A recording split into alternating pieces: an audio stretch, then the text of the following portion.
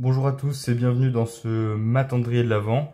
Aujourd'hui, on va corriger donc l'exercice du jour 1. Je vous invite à regarder la vidéo de présentation du matendrier de l'Avent que j'ai faite qui, je pense, permet d'expliquer un petit peu comment utiliser au mieux ce matendrier de l'Avent. Et on va tout de suite passer à la correction de l'exercice 1 parce que je viens de faire une qui était beaucoup trop longue. Donc, je vais essayer d'être un petit peu plus droit au but. Donc l'exercice du jour consistait à déterminer la nature de la série des 1/2 puissance racine de n. Alors évidemment, les plus expérimentés reconnaîtront que le terme un peut se passer sous forme exponentielle et s'écrire de cette manière.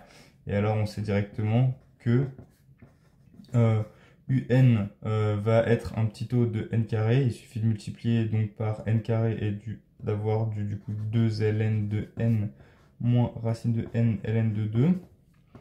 Et ici, par croissance comparée, c'est le terme racine de n qui va l'emporter.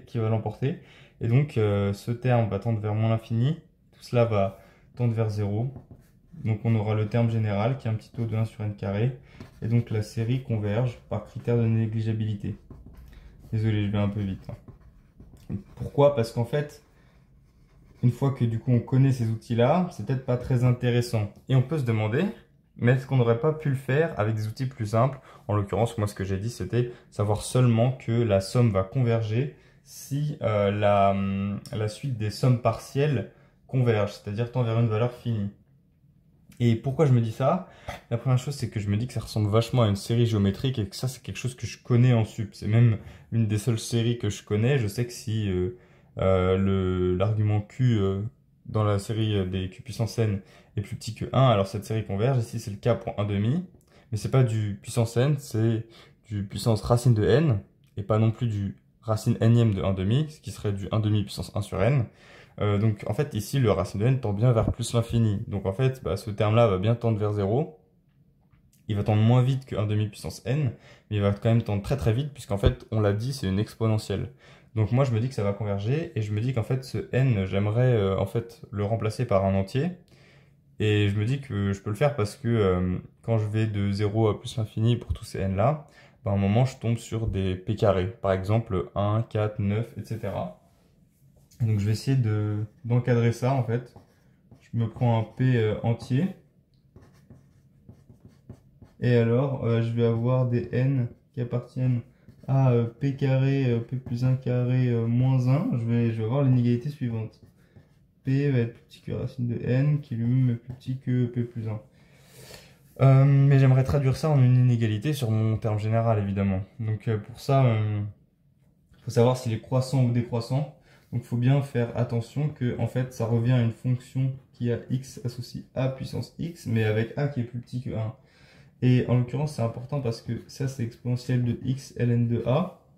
Et donc sa dérivée ça va être du ln de a fois ça. Et ce ln de a, justement, puisque a est plus petit que 1, il est plus petit que 0. Tandis que l'exponentielle, elle, est toujours positive. Donc ici on a quelque chose de décroissant, ce qui veut dire que les images sont rangées dans l'ordre inverse des antécédents. Et du coup, on va l'écrire comme ceci. 1/2 puissance racine de n est plus petit que 1/2 puissance p. C'est l'ordre inverse que ce qu'on avait juste ici. Et la dernière chose que je me dis, c'est qu'en l'occurrence, je connais le cardinal que je vais écrire comme ça de l'ensemble que je viens d'avoir. Ça, c'est P plus 1 au carré moins 1 plus 1. L'ensemble à 1n, hein, c'est n plus 1 moins 1. Enfin, moins le truc de départ. Donc, bon, là, c'est la même chose. C'est égal à 2p plus 1. Je vous épargne les a plus b au carré. Et ça, c'est super parce que ce que je me dis, c'est que du coup, je vais pouvoir majorer ma somme. Alors ici, je passe pas directement par la somme partielle. Enfin, si, mais une somme partielle un peu spéciale. Du coup, dont je vous épargne ici le temps de réflexion qu'il faut pour trouver le bon entier pour la somme partielle. Mais c'est celui-ci parce que je peux découper la somme avec P qui va de 0 jusqu'à n-1 de la somme des n allant de P carré à P plus 1 au carré moins 1. Les n commencent bien à 0 et ils terminent bien à n au carré moins 1. Super. D1 demi puissance racine de n. Et ça va être inférieur à quoi? Bah tout cela à l'intérieur de cette somme, ils sont inférieurs à 1 demi puissance p.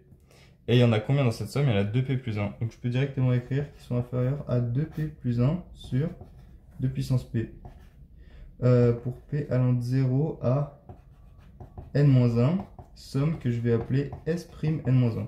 Une nouvelle somme. Et pourquoi je l'appelle comme ça? Parce que je vais étudier quelque chose d'intéressant sur elle, et c'est ça qui fait l'intérêt de cet exo aujourd'hui.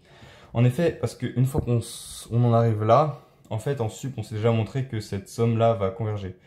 Pourquoi? Parce que en fait, ce 2 puissance p, c'est une exponentielle par croissance comparée étant beaucoup plus vite que 2p plus 1. Puisque ça, c'est un polynôme de degré 1. Et en fait, ce qu'on pourrait faire, à la limite, c'est séparer ce 2 en racine de 2 fois racine de 2. Et du coup, on aurait du 2 puissance p plus 1 sur racine de 2 puissance p. Ça, c'est une croissance comparée. À partir d'un certain rang, ça va être plus petit que 1. Et on aurait quand même du 1 sur racine de 2 puissance p en facteur, qui lui est le terme d'une série géométrique de raison 1 sur racine de 2 qui est bien plus petite que 1. Mais en l'occurrence, il y a quelque chose de plus intéressant sur cette somme et on va voir comment on peut y arriver. Donc d'abord, je vais séparer le terme de cette somme parce que là, j'ai du 1 sur 2 puissance p que je sais, dont je sais déjà que ça converge.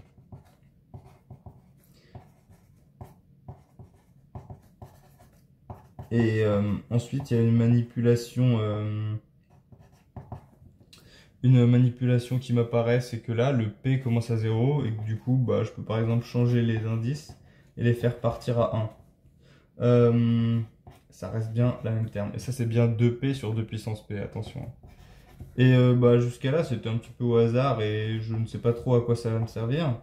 Mais ce que je me dis, c'est que bah, là, je peux effectuer un changement de variable ici. L'argument ici au sein de ma somme va de 1 à n-1. Donc il faut que ça le reste, mais je peux faire partir mes indices de 0 comme d'habitude. Donc évidemment, il y a le même nombre d'indices. Donc il descend ici. Mais ceci dit, ici, il augmente parce que je fais mon petit changement de variable. Ici, j'ai de 2 puissance p plus 1. Et là, je me dis, oh là là, ça commence à ressembler à ce que j'avais avant. C'est-à-dire S', n-1. Voilà. Mais pas exactement. Donc, en l'occurrence, je vais faire en sorte que ça y ressemble pour me ramener à du S'(n-1). Pourquoi est-ce que je veux faire ça aussi? C'est parce que ici, j'ai du P plus 1. Alors que je commence bien à 0 comme je le faisais dans Sn-1. Voilà, juste ici. Et donc, ce que je me dis, c'est que je vais avoir du 1/2 de Sn-1, donc ça va pas être exactement la même chose. Je dis Sn-1 au lieu de S'(n-1 parce que c'est plus facile, hein, mais bear with me, comme on dit. Donc ici, si je développe, ça fait du 2p plus 2, donc je veux dire que c'est du 2p plus 1 plus 1. Là, je garde mon 2 puissance p plus 1, mais là aussi. Et tout ça est bien au sein de la même somme. Tandis qu'ici, j'ai une somme pour p allant de 0 à n-1 d1 sur 2 puissance p. Alors là, je vais vite, mais il faut faire extrêmement attention qu'on peut faire beaucoup d'erreurs d'inattention. Et d'ailleurs, je ne vous cache pas que j'en ai fait dans d'autres essais de cette vidéo qui ont complètement foiré. Et donc, en fait, il faut aller quand même à sa vitesse pour être sûr de ne pas faire d'erreur. Donc là, on a les 2p plus 1 sur 2 puissance p plus 1. Et ici, p va de 0 à n-2. Donc l'argument de ce 2 puissance p plus 1, donc p plus 1, ici, là, cette puissance, elle va aller de 0 plus 1 à n-2 plus 1, c'est-à-dire de 0 à n-1. Non, qu'est-ce que je dis? De 1 à n-1, du coup. Tandis qu'ici, on a de 0 à n-1. Donc là, il y a deux manières de les regrouper. Soit on fait deux fois ceux de 0 à n-1 moins celui-là qu'on a rajouté en plus. Soit on fait deux fois ce qu'on a déjà. Et ici, le terme 0 qu'on ne peut pas réunir, on le rajoute. Donc bon, moi en l'occurrence, je vais réunir... Je vais réunir lesquels? Je vais réunir ceux qui partent de 0. Pourquoi? Parce que ceux qui partent de 0, je sais les calculer. Je sais que ça va être 1 moins cette raison à la puissance, cet argument plus 1 sur 1 moins la raison. Alors que si je commence à 1, c'est un petit peu différent et ça m'embête parce que je ne sais pas le calculer. Donc ce que je vais faire, c'est que du coup, je vais dire que c'est 2 fois la somme des p égale 0 à n-1. Donc en gros, ici, j'ai dit que ça allait de 1 à n-1. Donc j'ai rajouté le 0. Donc il faudra que j'enlève. Donc c'est 1 demi puissance 0. Donc je l'enlève et en fait c'est juste 1 demi puissance 0. Et ici on a les 1 sur 2 puissance p. Et ici c'est bien les mêmes. Et donc par exemple, quand j'ai fait l'autre correction, j'ai oublié ce 2 et je me disais mais qu'est-ce qui m'arrive? Et ici vous pouvez remarquer qu'on a du 2p plus 1 sur quelque chose qu'on connaît bien. On se dit ça ressemble vachement à s'n-1.